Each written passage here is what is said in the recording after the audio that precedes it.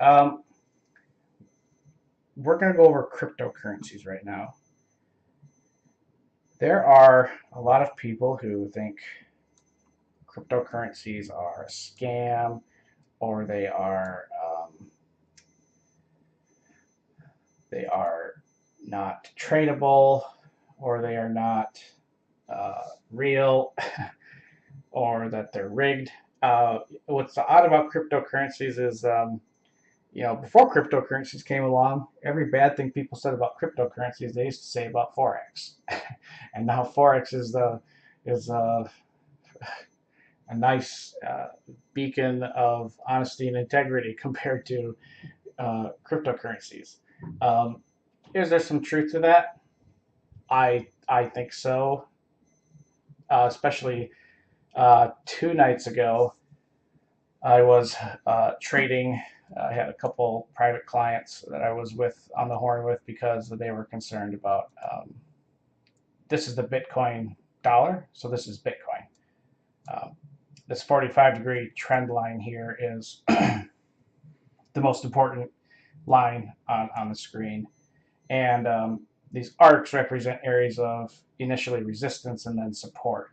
And really how these lines operate, these arcs operate, it's like a tide that's pushing price away from it. The longer time goes on, the less that price wants to approach that arc. It wants to move farther away from it. And so the closer we get to this arc, which has been operating as a nice resistance area so far, that weakens as time goes on. So we'll have to see what happens. But when price broke the 45, we did have sustained momentum to the downside here. Now, I want to take a look here. This right here, if you can see this candlestick. I've had this arc here for quite some time. Let's see. I believe I have evidence of such, so that if you're here for the first time and haven't seen that, or if this is probably the first time I ever showed this one to y'all,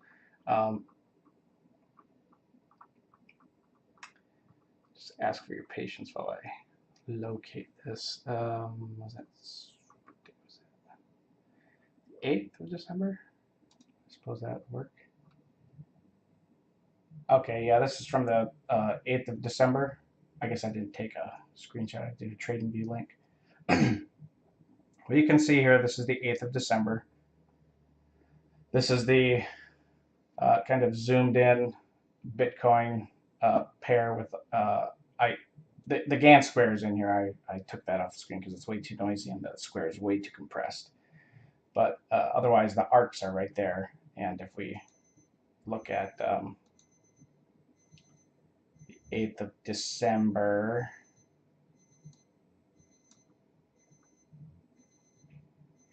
was that the 8th of December? Wait a minute. I'm looking at a different chart here. It's 8th of December. Why is it?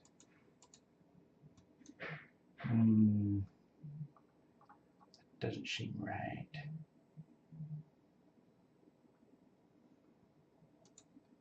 Is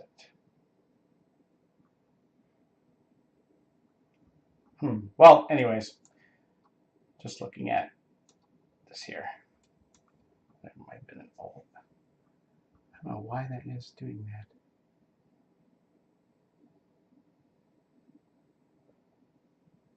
that. Okay. Well, we had this huge break here, and so when this happened, I was trading this at the time. This was at like 5 o'clock at night, around there. For whatever reason, Bitcoin just like went from 1,750 down to 14,000, just like really fast. And then like a couple minutes later, we got the announcement that Bitcoin Cash was going to be on Coinbase, and Coinbase is one of the popular wallets. And it was like everybody exited these Bitcoin positions to put it in Bitcoin Cash, but a lot of it happened before there was an announcement, and then we had supportive buying. What is so typical of Bitcoin is that if I put the volume back on here, and here's the point, is that this inner arc has been respected this as support, and so price was rejected going further. But what is so common with Bitcoin is really that no matter how low it goes, whenever there's a dip, we can look at the daily here. Whenever there's a dip in price, it's met with responsive buying. So we have a dip, volume here, dip, volume there, dip, volume there, dip, buying volume here, ditto, and ditto. But you'll notice as we get closer and closer to Christmas, we do have, a detrending volume. You'll find that everywhere in every market right now. But going back to the hourly, we are kind of in this little bit of a range trade, and Bitcoin is, it's been kind of banking around the 16,666 line here, and you might even say we're forming a head and shoulders pattern here, but we'll see what happens as we move farther in time here. We're getting closer to the edge, and we'll have to see what happens. I have been feeling that Bitcoin it's going to go higher. I have just been banking on it going higher. I don't see any reason why it should collapse totally. However, Bitcoin has lost 80% of its value 5 times before, and it has rallied and recovered 5 times. It's 4 or 5 times, I don't remember. So in the scheme of what is normal, this is going to sound so weird, but an 80% loss of value in Bitcoin is not uncommon. You just have to have a stomach for it. And not a lot of people, yours included here, has a lot of stomach for something that falls 80%. Anyways, this, it's dropping here. It's been having some hard times holding above the 16.5 zone. We'll see how low it wants to go. If we're going to use the breakout at 9,000 as a where are we at here?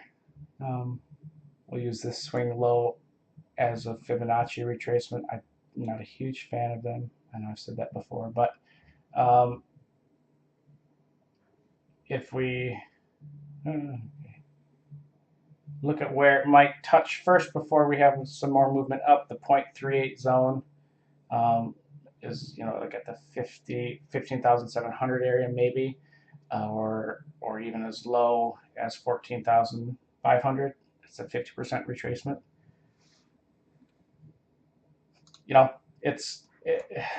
There's just a lot of buying in opportunities the lower this gets, and the lower it goes, the more scared you have buyers up here who are not liking that, so it fuels energy to the downside. If we look at the range here, go to price range. Yeah, price range. From here to here, we have a 24% drop, 4,291.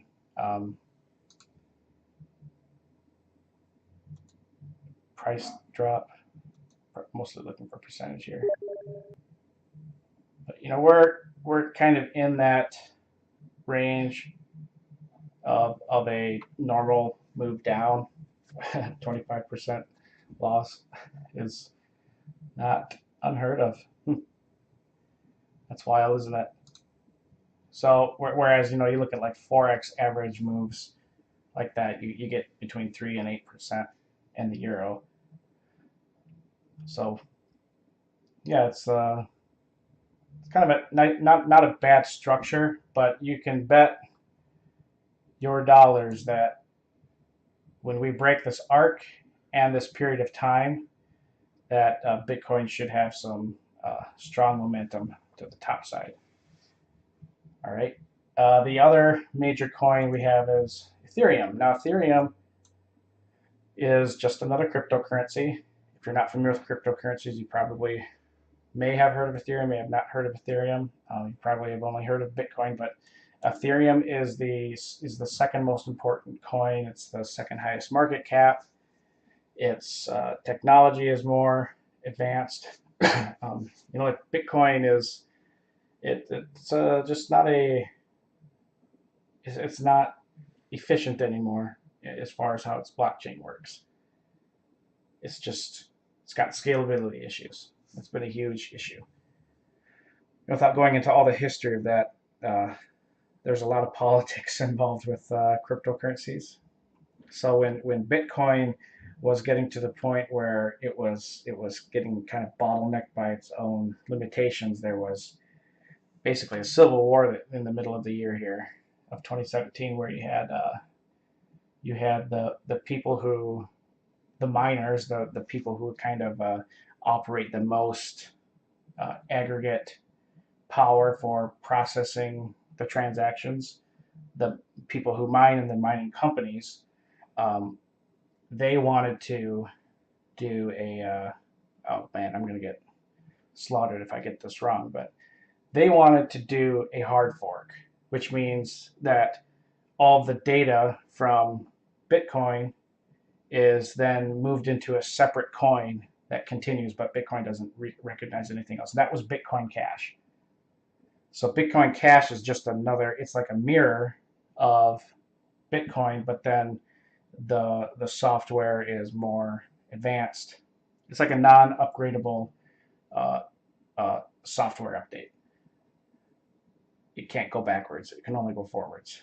Then what the some of the Bitcoin founders, the first people, the original inventors, they were opposed to that. They felt that that was against the spirit of Satoshi Nakamoto, who is the person or persons who created Bitcoin.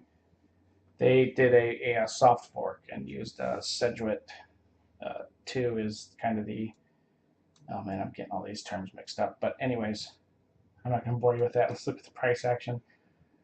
Nice thing about Ethereum lately is that when Bitcoin is experiencing weakness, we're getting a lot more support in Ethereum. And, it used to be whenever Bitcoin is experiencing weakness, everything was weak. But now we're getting some, breakaway correlation, good evidence of how much more that is now is, look, this is the Ethereum Bitcoin pair. So this is just like a Forex pair where, when Ethereum, if Bitcoin is doing well, then this pair is doing poorly. Like whenever Bitcoin has been doing really well, Ethereum should be doing poorly. And that's how this chart works. And then we have vice versa, where if Ethereum is doing great, Bitcoin's not doing so well, we should get some rallies in price. Okay, which we do observe is happening here. All right. We're getting kind of close to a important point in this pair, but this, I spent a lot of time creating this chart and getting the lattice structure and the nature of it. And then I found out I really don't want to trade this, because why would I do that when I can just trade the majors against each other? So Ethereum, its all-time high is not very far away. It was at 856. No, that's not right. 875. And just when prices get to these like regions where they're close to like a factor of 10, like 1,000, they want to go there. Sometimes they have to coil up to get there, but that's pretty normal. But Ethereum's it's a healthy mover. I like the chart much better. Ethereum's chart is much cleaner. has more appropriate structure. Bitcoin is just, this thing is its own beast. I mean, it is a wild ride, and it is not sometimes a fun ride. But Bitcoin is a monster. And then the other kind of major is Litecoin. I think Litecoin is third in market cap, but I don't know if that is true anymore. Crypto market cap.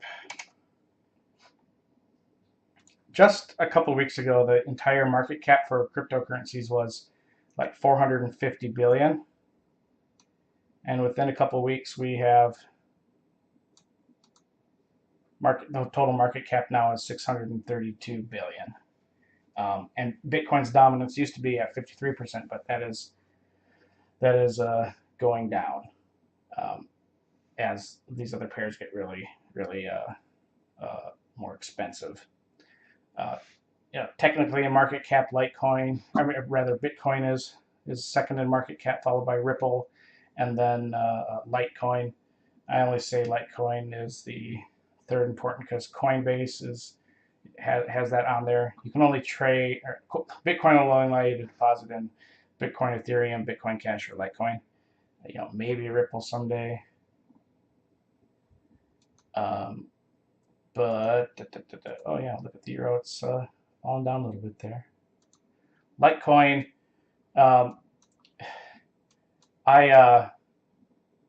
Yesterday, the founder. It came out yesterday, the day before, that the founder of Litecoin has liquidated all of his Litecoin. He doesn't have it anymore. Now that didn't have such a huge effect on the Litecoin here.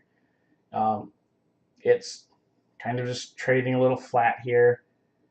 Got a little stalled out at the 350, 370 area. And the reasons the guy got out of his Litecoin trade is he felt that there was conflict of interest because he didn't feel like he could post anything about Litecoin without being accused of influencing the price. There's some truth there, I guess, but he's still working on the Litecoin, so who knows? Ripple is a bit of a monster. I felt real bad. I told a group of clients during the whole Bitcoin smash that I told them to exit out of their Ripple, and see, as a trader, you need to own up to your mistakes, the ones that you make for yourself and the ones that you make for others. Thankfully they got back in, but I felt pretty bad for them and me because I also got out of my Ripple trade. I was in at 77, and then it just kind of went down a lot. It was approaching this line, and it was, I didn't like it. I don't know. But you win some, you lose some, you miss runs, you hit runs. This isn't probably the final move. There'll be a lot more movement, but finally Ripple is worth $1. And so, that's a really good level to look at, because $1 psychologically, that's a really important level. That you can almost treat that as the new zero line. So yeah, just kind of keep your eyes on that. There's a lot of fundamentals behind a lot of these coins. There are so many cryptocurrencies out there. Most of them, 99% of them, are not anything good. There are diamonds in the rough somewhere, though. But that you have to do a lot of research to figure out which coins are going to have substance, which coins have some type of deliverable, what coins are going to have some type of benefit. It's almost one of those things where you go to if you go to the website of the coin, it's one of those things where you can almost judge a book by its cover. If the site doesn't look professional, or if it's difficult to, if it looks too, I mean, you know what the difference between a professional looking project or product is versus a unprofessional one. And there's just a lot of coins that are really bad, that are getting pumped up a lot, because this is one of those rising waters float all boats. So even the bad coins get a little bit of a pump here. Um, Also, ICOs, if you're unfamiliar with those, ICOs are like IPOs. Instead of initial public offerings, there's initial coin offerings. Initial coin offerings are really no different. It's just that you don't have to follow any rules. And there's a lot of ICOs where the founders start the coin, it trades high, and then they just dump all their coins. Um, you can't do that with an IPO. You're restricted from selling your stock for a while. That'd be cool if that was with ICOs, because I wonder how many people who start and fund and back their ICOs are going to stand behind their coins if they know that they can't just sell them when it gets pumped up so high. So, you know, NEO is another coin that is pretty popular. I don't like it. I don't like the structure. I don't like the price action on it at all. ADA is an altcoin that has gotten more and more important over the last few weeks, and it's fundamentally, I did my own personal research on this, and this is the only coin that has a lot of substance behind it. It's backed by the University of Edinburgh, Japan, bunch of universities here. They're releasing I'm not advocating anybody buy these. I'm just kind of pointing out my research for y'all. But they're coming out with ATMs in Japan of ADA. That's called Cardano is the name of the coin, the Cardano coin. ADA or ADA is how people say it sometimes. But it's a interesting coin that's had a lot of movement. There's just so many coins. Currency or crypto market, coinmarketcap.com gives you a kind of a breakdown of the total market cap. 277 billion is Bitcoin's market cap. You can look at the volume, last 24-hour volume, who's had the most. See a lot of the big guys are up there. Circulating supply. Again, cryptocurrencies are really not like currencies. They're more like commodities, because they do have a fixed supply. They have a limited supply that's not like fiat currency. So keep that in mind. Oh, look at that. Euro has a nice little drop below that long-term trend line and below all that trend there. That's pretty bearish signal. It's kind of erased all of yesterday's gains. Which, okay, I'm going to bring this up again. Moon phases.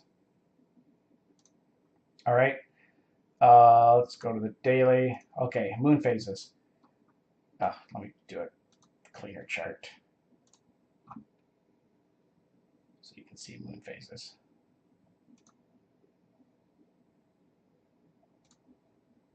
And back to the daily. Get rid of you. When I've talked about moon phases and how the market tops are generally near the swing highs, short-term highs, long-term highs are generally near new moons, and that full moons are usually the opposite. They're near market lows. If you've noticed, if you've ever done this yourself, it's not right on the day. Oftentimes you have to wait in the middle of the week for those signals to show up, like the actual extreme low in a full moon is sometimes in the middle. You have to wait for the start of the second week of the moon. It's just not, right over here you have that top that finally showed up. It's generally not always the beginning of the day. Unless the price structure supports it, you have to wait sometimes. Now, when I'm looking at just the daily chart here, and I'm looking at this is Monday was our new moon, and we're as we're getting closer to Friday, and the next Monday's the new beginning of the new week. It's halfway in between this moon phase. Then I can see still having a short bias. I still have a short bias based on that. I want to see actually it kind of return to 1900, but if I don't get that, I'm comfortable with the break of 18. Okay, I'm going back to the coins here though. If you like trading Forex, I feel like you would like trading cryptocurrencies. Cryptocurrencies are harder to trade in that the setup is not as easy. If you want to trade, like, all right, so I have to go to Coinbase, sign up, deposit money, and then when I swap my Bitcoin when I trade my US dollars for Bitcoin, then the Bitcoin show up, and then I could certainly trade it off, Bitcoin for dollars there, but usually you go to a exchange like Bittrex is probably the most. This one. They're both based in the U.S. If you're concerned about going to exchanges overseas or whatever, Bittrex is fantastic. You log in and they have all the currencies here. I want to show you you can kind of go visit it yourself, but they have like all the altcoins with the Bitcoin pair, all the altcoins with an Ethereum pair, all the altcoins with I don't know, do they have I don't think they have Litecoin, but there are thousands and thousands of options here. This is the most exhaustive watch list I've ever had for anything, and I like to keep my eye on a lot of these to see where they're going and see which ones are lagging behind on a rally, because sometimes you can catch them on the way up. Going on into our time together, I will be spending time on cryptocurrencies as well, not just Forex. And that, the Forex pairs are going to be still the focus. But, because cryptocurrencies are a lot like Forex, they're great to trade in tandem. So let's just take a look at our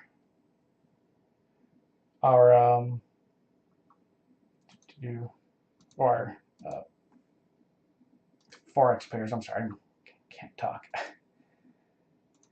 Break down to the hourly here. Let's see, we have the euro has broken down there. It is kind of finding support at that 1851 line. We'll see if that holds. It doesn't appear like it will, but if we look at the 8-hour chart here, we're still kind of up in that area. So we may get this may be the beginning of another, move to the south. So keep your eye on that. The dollar yen still, really we want to see if it can break the 1360 area, or maybe even, get above 1375, and there's pretty clear skies over to 114. Euro pound, what are you doing on the hourly here? Euro pound is kind of stuck in its little range here. Maybe a little consolidation before the next move up. Pound yen falling.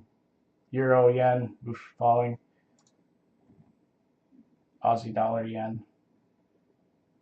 And look at gold. Yeah, gold. That's not a good sign if you're long. A lot of these buyers here are going to be under pressure. They are already under pressure. But as we start pushing lower here, it's going to be a painful situation for longs who want to go long right at this point.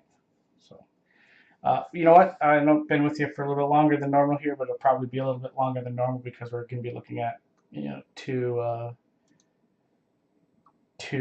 different sectors or instruments. And I hope you guys have a great rest of your week. We'll visit Friday, and then we won't probably see each other until Tuesday, the 26th. So trade well, trade smart. Again, this is one of the worst times of the year to trade. Spend it for education. Spend some time learning and reading, or go over some past trades and figure out where you failed, and admit to the failure. Failure is a great coach. It's the best coach.